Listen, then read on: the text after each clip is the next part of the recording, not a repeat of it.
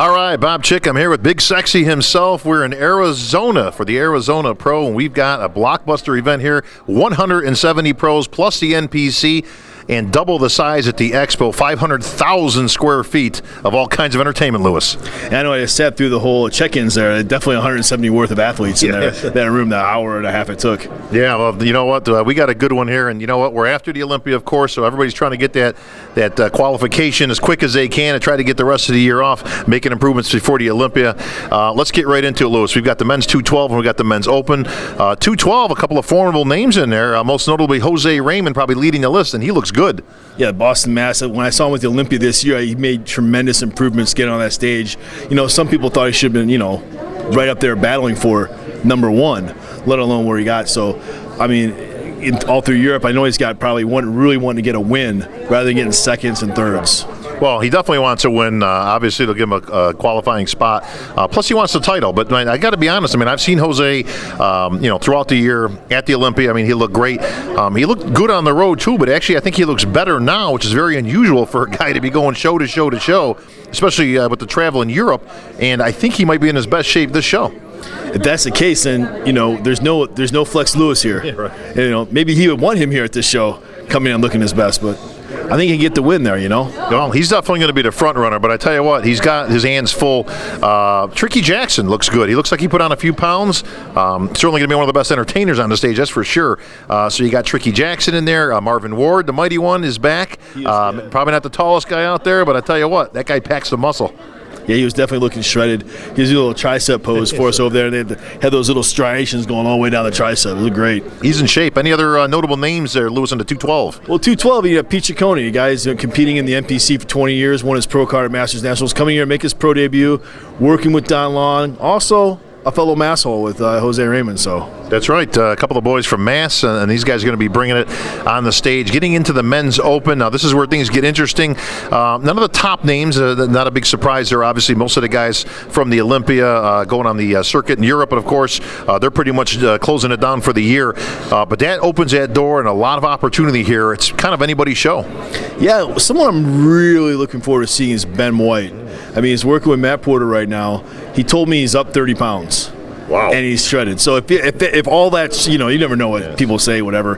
But if that's true, I mean, you could see him up towards the front of that lineup. Well, he looks bigger. He looks thicker. So I wouldn't doubt that he is up. Whether it's 30 pounds or not, we'll certainly see. But I tell you what, if he is anywhere even close to that, Ben's going to be formidable when it comes to the front runners out on that stage in that men's open. But he's got some competition. I mean, it's certainly, this is kind of wide open. On Win, another guy, and I've been kind of pegging him for the last couple of years as a guy who, I mean, he could literally come in here and take this entire title if he's in condition. He's tremendous shape, just shape, flow, structure.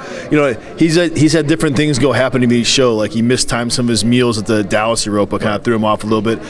So I think if he come in here, time everything the right way, provided he brought the right conditioning into the show, like you said, he could be right there at the top of the mix too. Well, Lewis, another guy to be keeping your eye on is Freddie Smalls. Now, Freddie has been making some noise lately, not just with his posing, but with his physique. Probably one of the better put together guys out there when it comes to physique. But he's got the same problem On Win has got, and that is he just doesn't seem to wring out that last bit of water. We see him at 95%, but that's not enough to take a title when it gets into the IFBB. That's what separates the top guys from the not so top guys. That little bit. I mean, you were a pro bodybuilder. You know what it's like. I mean, I'm obviously me not, but I see these guys on stage, and you can tell the top guys always dial in every single time. Oh yeah. There's not a lot of room for error here. I mean, you're talking to 90%. We talk percentages all the time in bodybuilding. What's it mean and all that? I'll tell you what it means. It means you don't have a lot of room for error. That means you cannot show up. Phil Heath can show up not at his best and still win an Olympia, but that's why he's the gift, and that's why he's the best in the world. The rest of us mortals, not so much. So when it comes to this, these guys have got to be on. You've got to be between 95 and 100%. Now, that said, we've had discussions about this many times over the years. One person's 100% doesn't necessarily mean it's going to beat somebody at 90-something%. Some people are just put together better. Yeah, you talk about the structure, the muscle fullness. You can't train muscle bellies to roll a certain way. Some people will just always have that little bit of, like, the skin's too thick. So, yeah, like you're saying, if the guy's got the genetics for it and he's at 100%, you're not going to beat him, Well, that list is pretty impressive, too. A lot of good names in there. I see the Texas Tornado is back. Frank Roberson, definitely going to be one of the better routines out there. Once again, I'll tell you what, I'll take these guys that got some entertaining routines any day of the week. Yeah, definitely. I mean, that's what I like seeing, Tricky Jackson. You like seeing these guys get up there and actually entertain you because, at times bodybuilding can be boring enough. Watching the poses, unless you're like super into it for a regular fan. This is good for the fans that are just trying to get into it and watch it. They can really get into these routines and really become more of a fan of the sport. Well, another guy that's not on anybody's radar, but I'm going to give him a shout out because I've seen him a few times in a few other shows throughout the year, and if he can just nail his conditioning down, this is a guy that's going to surprise everybody, and that's Pablo Ayala. Don't know much about him, but remember that name because I'm telling you, this guy's got some beef. He's put together. Again, he's not a name that's going to immediately jump out. Everybody's going to be on there and then the Google right now and the muscle memory trying to figure out who he is. But keep your eye on Pablo because I'm telling you, if this guy's diced up, he's in the top 3. I'm definitely getting on my Twitter now. I'm going to make that my, if he's diced up top 3. I told you guys. Chick fact. Well, I set thing up everything before the show. We set up everything beforehand. Everybody knows that. But there's a reason that we play that game. Any other names jumping out at you? Any dark horses out there, Lewis? You never. I mean, I know Brad Rowe. He's doing his pro debut in the Open here. He's a really good guy, very well spoken.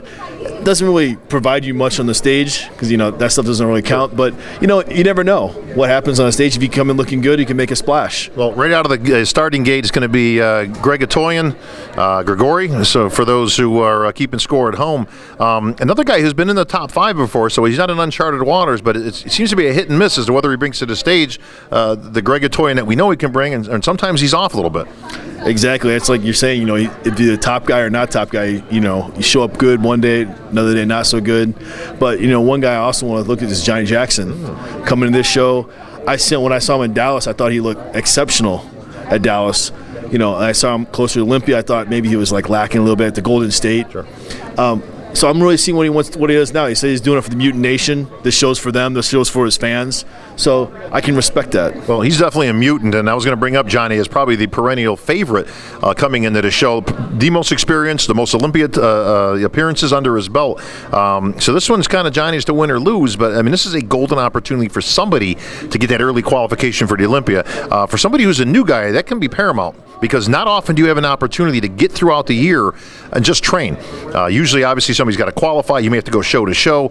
You may have to hit a few initially, then take some time off, then hit the later shows going into the Olympia off of prepping for other shows. So it's not only an opportunity to get on the Olympia stage, but rarely in this game do you get an opportunity to put 8 months of training together to get ready for the big stage. Yeah, it's almost like you put yourself in Phil Heath's shoes, not actual shoes, but the fact that he just does the Olympia every year, so he can come in his best.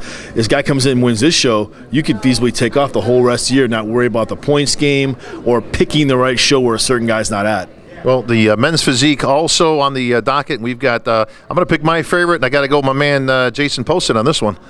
No brainer in my point. That's my favorite men's physique guy. Pause. But he is. I mean, he's got a good package. He brought it into the Olympia, 3rd place. I don't see anyone really beating him. Well, definitely his show to once again to win or lose. He's in the driver's seat, and of course we'd be remiss, Lewis, if we didn't mention it. The ladies are here as well. Women's physique topping it all with 28 competitors here. Really amazing, obviously, how much that this division has gained some steam over the years. It's only been around for a couple of years now, but they're now topping the charts with the most amount. I know this division a little near dear to your heart. Yeah, it is. Sabrina just got 5th at the Olympia. One of her good friends, actually, Tammy Marie, just won the Grand Prix last week. And if she's coming in this show, who knows? Maybe she make it a twofer. And that thing's loaded up, too. Teresita Morales, like I say, Tammy Marie. Your girl sitting this one out. But, this thing is loaded up as well with talent in there.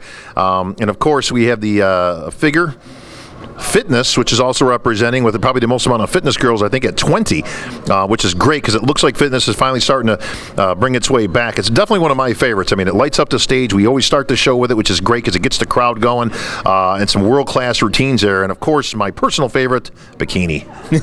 Hey, you can't knock bikini, right? I mean, what good red-blooded American man wouldn't like bikini? You wouldn't. Well, I said that. Looking forward to it, man. Yeah, I know you are. All right, well, you got it all here. We're going to have updates throughout the prejudging tomorrow. Now, the action will start. The NPC is first thing in the morning. Of course, that'll be followed by the pros at 2 o'clock, so we'll have an early start time. So everybody that's watching online, keep yourselves glued. Of course, these guys will be doing play-by-play, so we'll have all the up-to-minute action on that IFBB stage. And, Lewis, you'll come back for some post-prejudging breakdown? Looking forward to it, man. Yeah, I'd love to be a part of that. All right, well, we'll see if my predictions come true. Of course they do, because I may not always be right, but I'm never wrong. For Big Sexy, this is Bob Chick. Check back with us tomorrow and throughout the weekend. All the coverage right here at MD, your multimedia bodybuilding #1 destination.